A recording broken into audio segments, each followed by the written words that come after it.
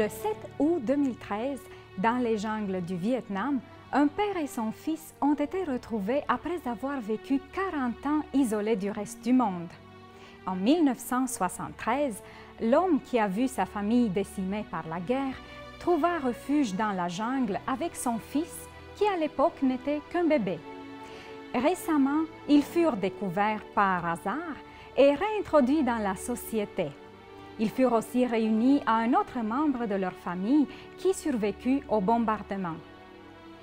Il y a des situations dans la vie où une séparation survenue rapidement peut demander des jours, des mois ou des années de pénibles recherches pour retrouver celui ou celle que nous avons perdu.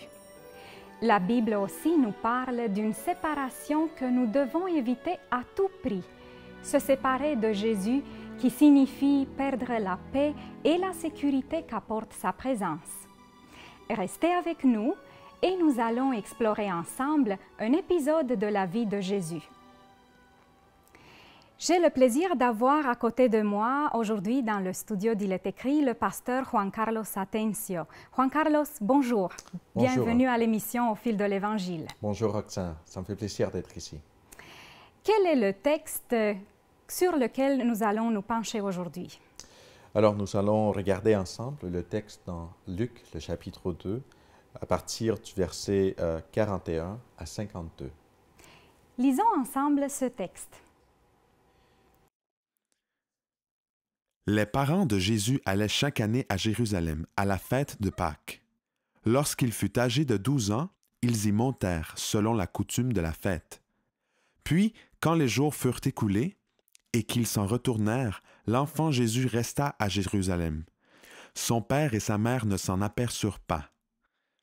Croyant qu'il était avec leurs compagnons de voyage, ils firent une journée de chemin, et le cherchèrent parmi leurs parents et leurs connaissances. Mais ne l'ayant pas trouvé, ils retournèrent à Jérusalem pour le chercher. Au bout de 3 jours, ils le trouvèrent dans le temple, assis au milieu des docteurs, les écoutant et les interrogeant.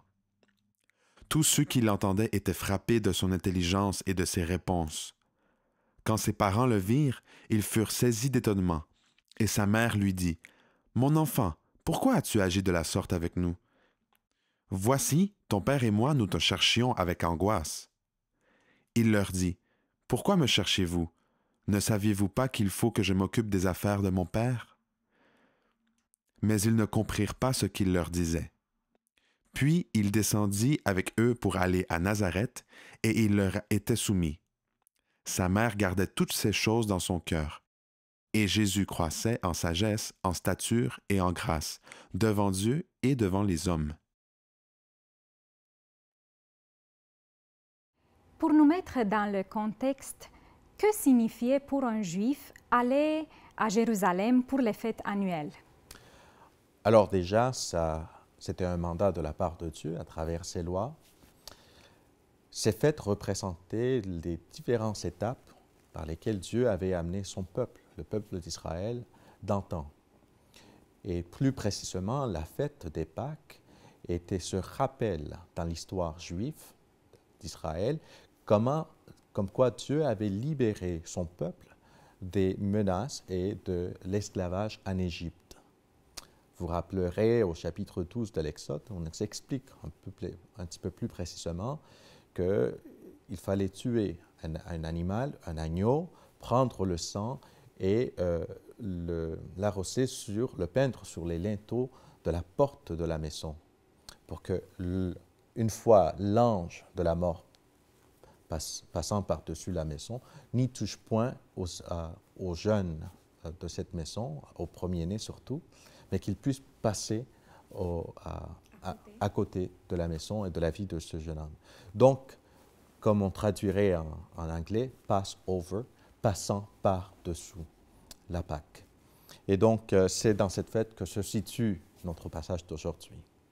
C'était donc un devoir de la part de tout Juif obéissant aux ordres de Dieu et aussi un rappel de leur passage où ils étaient avant et ce que Dieu avait fait pour eux en tant que nation.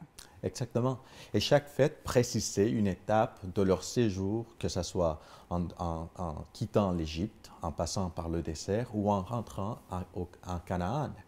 Donc, le mandat de la loi était que chaque homme, chef de famille, puisse monter à Jérusalem et célébrer au moins ces 3 fêtes. Il paraîtrait, selon l'écrivain, l'historien Joseph, que la plupart des hommes ne venaient qu'à la première de ces fêtes, la plus importante, hors la Pâque. On voit chez Joseph et Marie, par contre, qu'ils sont des gens dévotes. Et surtout, par rapport à Marie, la loi ne précisait pas qu'elle devait accompagner son mari. Par contre, elle y va à chaque année. Elle s'y trouve encore, cette fois-ci accompagnée de Jésus. Effectivement, le texte dit que les parents de Jésus allaient chaque année à Jérusalem et il semble dans le texte que lorsque Jésus a atteint l'âge de 12 ans, il les a accompagnés. Nous ne savons pas exactement si c'était pour la première fois, mais c'est l'impression que nous avons dans le texte. Oui. Lorsqu'il a atteint l'âge de 12 ans, il a pu accompagner ses parents au temple. Oui. Tout laisse à dire en fait que oui, c'est à sa première fois. Il va y avoir une prise de conscience de qui est son Père, c'est-à-dire son Père céleste, une prise de conscience par rapport à son devoir, sa mission sur terre, et aussi lorsqu'on le voit avec les rabbins de son temps, dans des questionnements, dans des discussions, que eux, ils sont impressionnés par sa connaissance, et donc tout ça nous fait comprendre que c'était bien la première fois que Jésus allait au temple à Jérusalem. Mais avant cette occasion spéciale, quand il peut aller au temple comme les adultes, comme maintenant une personne qui pouvait comprendre plus en profondeur les symboles, la loi de Dieu, tout ce qui se passait au temple. Est-ce qu'il avait eu une éducation antérieure par rapport à la loi de Dieu? Alors nous voyons là dans la surprise des rabbins qui sont à l'écoute, oui, de ces questions, mais aussi de l'approfondissement que ces questions portent sur le texte biblique. Ça nous donne à comprendre que Jésus avait une bonne compréhension, une bonne connaissance du texte biblique. Mais ils disent qu'il n'a pas étudié dans les écoles des rabbins et ils se demandent même d'où il a ses connaissances. Donc, qui nous donne à porter que peut-être quand il aurait accès aux synagogues, il apprenait les textes, ses parents lui auraient enseigné aussi à mémoriser, comme le dit le psaume 119 et le verset 11, « Je garde, je serre ta parole dans mon cœur, afin de ne point pécher contre toi. » On a des parents encore très spirituels, religieux, ils s'aiment Dieu de tout leur cœur, de toute leur âme, et on croirait aussi qu'ils aiment Dieu en enseignant leur enfant à l'aimer, en mémorisant les écrits, en les comprenant, en les étudiant, de façon qu'à l'âge de 12 ans, il se rend au temple et les rabbins, les éducateurs, les profs, les professeurs sont émerveillés de sa connaissance et de la profondeur de celle-ci. Est-ce qu'il est donc important d'enseigner un enfant de sa plus jeune âge la loi de Dieu, des choses spirituelles, ou est-ce qu'il faut attendre plus tard, vers l'adolescence ou même à l'âge adulte, quand ils seront plus capables de comprendre des choses spirituelles? Vous savez, Roxana, il y a beaucoup de gens aujourd'hui qui disent qu'on ne devrait pas faire des décisions spirituelles ou religieuses pour nos enfants. Cela, ils devraient le décider plus tard dans leur vie. Par contre, l'on voit que le cerveau de nos enfants, de leur naissance, est comme une éponge. Et ils vont prendre tout ce qu'ils voient, tout ce qu'ils peuvent entendre ou expérimenter. Donc, de dire qu'ils ne sont pas en train d'apprendre et même faire des décisions d'un jeune âge, c'est faux. Ils sont en train d'absorber, dans le bien comme le mal. Ils prennent l'ensemble. Et Dieu nous invite à leur montrer le bien que lui, il désire nous faire. Donc, si la Bible présente Dieu comme la plus belle chose qui soit et le plus grand bien que l'on puisse donner à quelqu'un et recevoir, alors est-ce que j'empêcherai à mon enfant de recevoir ce bien ou est-ce que je lui partagerai ce bien par la connaissance de la parole divine? Surtout que lorsqu'il est très jeune et comme vous avez dit, l'enfant est comme une éponge, les enseignements que les parents peuvent transmettre à leurs enfants mettent les fondements, les bases de toutes les décisions qu'ils vont prendre par la suite, rendues à l'âge adulte. Et si le bien, tout le côté bon que nous pouvons leur présenter est absent parce que nous voulons laisser le temps décider ou nous voulons leur accorder la chance de décider plus tard, alors quelque chose d'autre, une autre information viendra remplir ce vide que nous n'avons pas su remplir. Oui, tout à fait.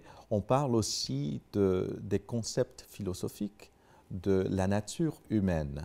Est-ce que l'être humain est bon de sa naissance ou est-ce qu'il peut être comme une plante sauvage que délaissée à elle-même, elle ne portera que des fruits amers? La Bible parlait plutôt sur cette deuxième image.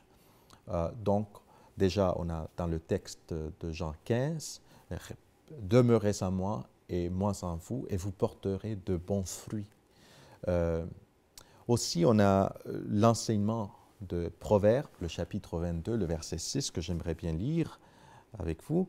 « Instruis l'enfant selon la voie qu'il doit suivre, et quand il sera vieux, il n'en détournera pas. » Donc, même le Proverbe voit la nécessité d'un enseignement dès l'enfance pour que l'enfant puisse avoir une vision de sa direction et même de la vie dans son ensemble. On n'enseigne pas un enfant dans un vide, mais dans la réalité divine à travers la parole. En fait, les parents juifs avaient un commandement assez direct de la part de Dieu donné à travers Moïse. Et cela, on peut le trouver dans le chapitre 6 de Deutéronome, à partir du verset 6. « Et ces commandements que je te donne aujourd'hui seront dans ton cœur. Tu les inculqueras à tes enfants et tu en parleras quand tu seras dans ta maison, quand tu iras en voyage, quand tu te coucheras et quand tu te lèveras. Tu les liras comme un signe sur tes mains et ils seront comme des frontaux entre tes yeux. » Et donc, on voit là l'intérêt de Dieu que les parents s'investissent à l'enseignement de leurs enfants, non simplement dans les mathématiques ou dans les langues ou peut-être la littérature, mais surtout et avant toute autre chose, je crois bien, l'enseignement de Dieu, l'amour de Dieu envers eux. Et comme nous l'avons vu, les parents de Jésus ont bien accompli cette mission, ou en tout cas de ce que nous pouvons voir dans le texte. Il avait un enseignement qui émerveillait les rabbins. Oui. Vous savez, j'ai déjà mentionné autrefois que j'ai des enfants, j'en ai 4, et ça me touche le cœur quand je rentre à la maison et que ces 4 petits viennent courant à la porte, criant « Papa, papa, papa ». Et ils se jettent sur moi, ils me prennent de ses bras et ils me donnent des bisous et je me sens tellement aimé. Bien sûr, on reçoit ce qu'on a donné. Par contre, il me vient à l'esprit, est-ce que je donne l'opportunité à mes enfants d'exprimer ces sentiments-là à leur Père céleste? Est-ce que le matin ou le soir, avant de se coucher, on prend l'opportunité en tant que famille pour se présenter devant notre Père céleste et le remercier pour le bon sommeil que nous avons eu en paix dans une maison réfugiée peut-être de l'hiver ou du soleil, qui sait? Est-ce que nous le remercions ensemble pour la belle journée que nous avons pu passer, peut-être à l'école, peut-être au travail, sur la route. Je crois qu'en prenant ce temps, nous sommes en train de dire à nos enfants, il est bien et il est bon d'exprimer ses sentiments envers votre Père céleste en lui disant, nous t'aimons, car tu nous aimes. Mm-hmm.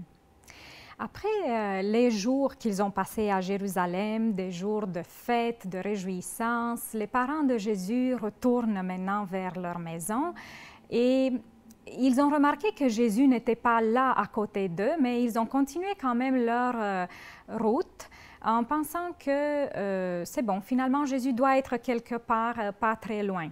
Mais Jésus était resté à Jérusalem et ils ont dû le chercher pendant 3 jours avant de le trouver. Est-ce que cet épisode qui nous est présenté peut nous apporter des enseignements pour nous personnellement? Alors, s'ils n'ont pas pris le temps peut-être de regarder si Jésus était bien avec eux au départ en sortant de Jérusalem, c'est peut-être parce que ils connaissaient Jésus, c'était un enfant obéissant qui se tenait auprès d'eux. Il n'allait pas rester tout seul sans être auprès d'eux. Mm-hmm. Donc déjà, un enfant de 12 ans, en allant vers sa 13e année, ils comprennent, c'est un jeune garçon qui a démontré une certaine, non seulement connaissance et sagesse, mais aussi responsabilité envers ses parents. Tout comme la loi le disait en Exode 20, honore ton père et ta mère. Donc Jésus avait donné suffisamment de preuves, de raisons pour qu'il puisse lui faire confiance. Et pas toujours être derrière lui. Viens avec nous, tu dois être ici. Et en plus, comme le texte le dit, eux, ils pensaient qu'ils se tenaient peut-être avec les autres connaissances de la famille ou membres de la famille, puisque l'on voyageait dans ces longs voyages de 2-3 jours quand même, accompagnés d'amis, des voisins, de membres de la famille. Donc, ils se sentaient en confiance. Par contre, le soir, une journée passée, ils se rendent compte que finalement, Jésus n'était pas dans ce groupe de personnes. Et donc, ils retournent à Jérusalem. Et on va trouver Jésus dans le temple, en train de poser des questions, en train d'étudier. Et là, on voit un jeune adolescent, 12-13 ans, qui commence à poser des questions par rapport à son identité. Et très souvent, nous pourrons recevoir ce choc aussi que d'un jour au lendemain, voilà que nous n'avons plus un enfant qui nous suit pas à pas, mais qui prend une certaine conscience de sa personnalité et même de son individualité. J'aimerais qu'on regarde ensemble la réponse de Jésus au verset 49. Sa mère lui reproche un petit peu le fait qu'il n'était pas resté avec eux, mais lui, il répond « Pourquoi m'avez-vous cherché ?» C'est quand même étonnant parce que c'est normal de la part de tout parent d'aller chercher son enfant. Et comme vous l'avez mentionné, Jésus était un enfant obéissant, un enfant modèle, on pourrait dire. Qu'est-ce que vous pouvez nous dire de sa réponse? Alors, Roxana, je trouve qu'en tant que parents, nous devons faire attention et nous rappeler que nos enfants nous ont été confiés par Dieu. Très souvent, on va plutôt du sens qu'ils nous appartiennent et on désire qu'ils puissent refléter à la lettre nos enseignements et même ce que nous avons comme but pour eux dans la vie. Or, il faut plutôt penser quel est le but de Dieu pour leur vie. Et avec eux, entamer une enquête, une recherche par la prière, oui, par l'étude de leurs capacités et de leur personnalité, mais ensemble, être dans cette recherche. On voit Marie qu'elle, elle garde toutes ces choses dans le cœur, même qu'elle a ce sentiment de mère poule aussi, de vouloir surveiller sur les actes et les actions de Jésus. Et donc, nous aussi, nous devons apprendre à donner de l'espace à nos enfants, non pas pour qu'ils trouvent notre direction à nous, mais celle de Dieu. Et nous voyons que Jésus, dans sa réponse, il est en train de comprendre qui est son véritable Père le Père céleste, il leur dit « Ne saviez-vous pas que je devais être dans la maison de mon Père ?» Il est en train de découvrir quelque chose d'important pour sa vie pendant cette fête à Jérusalem. Oui. Et oui, durant cette fête, Jésus va prendre davantage conscience, oui, de son Père céleste, mais aussi de sa mission, possiblement en voyant par la première fois cette image vive et intrigante d'un agneau qui se fait sacrifier pour les péchés d'une personne ou du peuple, comme ça aurait été à la Pâque, et que Jésus puisse commencer à comprendre que cet agneau, en fait, ça parle de sa mission, ça parle de sa personne. Donc, il commence à voir plus grand la direction que sa vie va prendre. Cela me parle aussi qu'il est fort possible que nos jeunes enfants, nos adolescents, puissent déjà commencer à avoir une vision plus large de la vie. Non pas simplement remplir tous les désirs et chercher les plaisirs de la vie, comme beaucoup de jeunes le font aujourd'hui, mais de s'intéresser dans les choses spirituelles, dans les choses qui appartiennent à son Père céleste. Ce n'était pas quelque chose d'exceptionnel pour Jésus. Je crois bien, comme le dit le verset 52, nous pouvons ici trouver dans sa personne quelqu'un qui croissait, qui, dans l'intelligence, dans la sagesse envers Dieu et envers les hommes.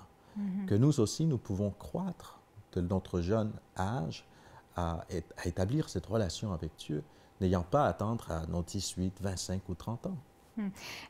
Il était donc comme un enfant habituel qui a grandi, qui a emmagasiné des connaissances. Il n'est pas venu sur Terre comme avec un bagage de connaissances, en fait, en tant que Dieu qui sait tout. Il était venu comme un enfant et a grandi comme un enfant en apprenant toutes les choses. Et même Paul va nous rappeler en Philippiens 2, verset 8, qu'il étant Dieu, il devient quand même un être humain, obéissant jusqu'à la mort et une mort sur la croix. Donc, l'obéissance fait partie de cette croissance, comme on peut le voir dans le texte précédent. Et il n'était pas seulement obéissant à son Père céleste, il a été quand même obéissant à ses parents terrestres. Le texte nous dit qu'il est parti avec eux de Jérusalem et il leur était soumis. Et en fait, si nous lisons les évangiles, Jésus a commencé sa mission à 30 ans, mais pour les 18 prochaines années, il est resté auprès de ses parents pour les aider, pour les soutenir, et leur a été soumis. Oui. Mais j'aimerais aussi discuter un point ou une croyance qui existe par rapport à sa soumission à sa mère, à Marie. Et il y a une croyance que Marie est maintenant au ciel, qu'elle a une place favorisée au ciel et que comme Jésus avait cette habitude pendant qu'il était sur la terre de lui être soumis, d'une certaine manière, il respecte encore sa décision ou sa volonté à elle en tant que co-médiatrice avec Jésus pour le salut des humains. Oui, on a quelques passages de la relation entre Jésus et sa mère. Déjà ici, oui, il se soumet. Un petit peu plus tard, en fait, au début de son ministère, au chapitre 2 de l'Évangile selon Jean, on voit Marie qui s'impose un peu comme mère en disant « Il n'y a pas de vin pour ce mariage, il s'est terminé, fais quelque chose. » Jésus dit « Qu'est-ce qu'il y a entre toi et moi, femme ?» En exprimant ainsi que son ministère à lui, ce n'est pas dirigé par ses désirs à elle, mais par les désirs et la volonté de Dieu, son Père éternel. Donc oui, ça va faire une coupure une fois qu'il débute son ministère. Ici, à l'enfance, on voit plutôt un Jésus soumis à ses parents, tel que la loi l'indique. Et même comme Paul va reprendre dans Éphésiens, le chapitre 6, le verset 1 et 2. « Enfants, obéissez à vos parents, selon le Seigneur, car cela est juste. Honore ton père et ta mère, c'est le premier commandement avec une promesse, afin que tu sois heureux et que tu vives longtemps sur la terre.